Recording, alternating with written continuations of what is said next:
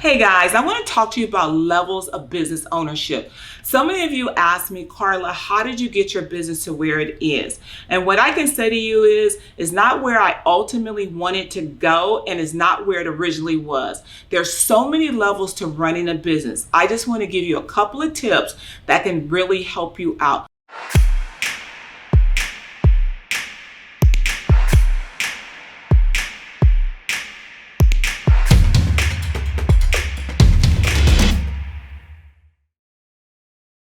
Number one, it takes courage to be a business owner. So if you're not prepared to have a nauseated stomach, if you're not prepared to make decisions that no one else is going to make, if you're not prepared to be alone, if you're not prepared to just be in the grind day in and day out, I'm going to tell you that business ownership is not for you because it takes a certain mindset to be a business owner. A lot of people start out playing with it. They're doing a little something on the side, but to really own a business requires a mindset of courage and discipline and a get after it attitude.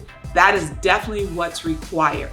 So in the beginning, you're literally just trying to make revenue in your business. You're just trying to get it going. But as you cross over, the next level of business ownership means that you may actually be hiring some employees, 1099 contractors to work in your business. And when you get to that point, your level of responsibility grows.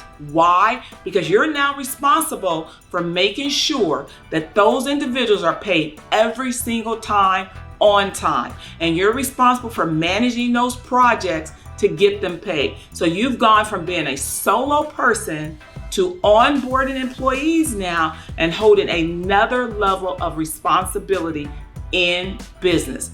The third level of business is where you've gotten that business from started to actually making money to employees to being able to literally walk away from your business and allow your business to run on its own. How do you make those leaps?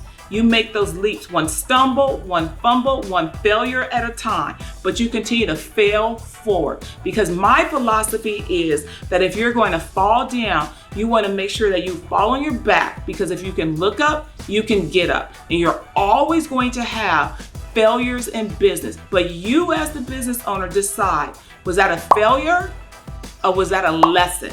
That's what you have to decide. And be prepared for the naysayers. Be prepared for people to tell you all the things that you should have done right. So one of my other lessons in business is I don't take business advice from people who don't run businesses.